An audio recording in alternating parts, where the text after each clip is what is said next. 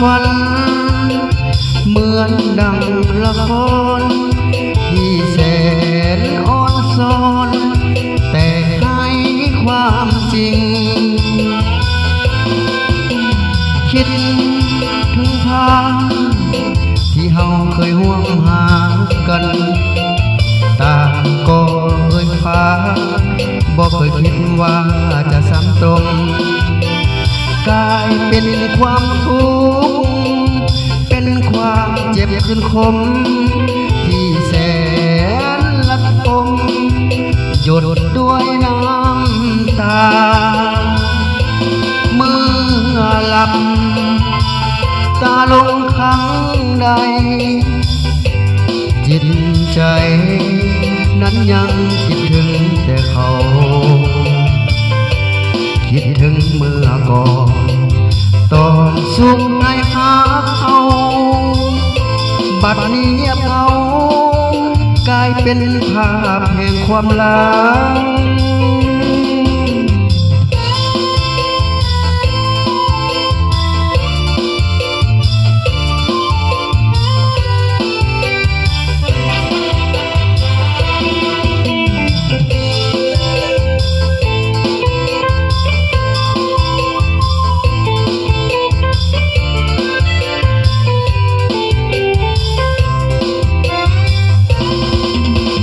คิด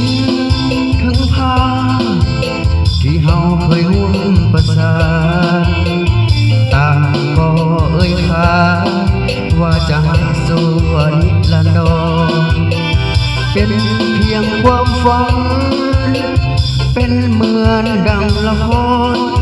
ที่แสนอ่อนซ้อนแต่ให้ความจริงคิดถึงภาพที่เฮาเคยห่วงหากันตาก็เอ่ยพัน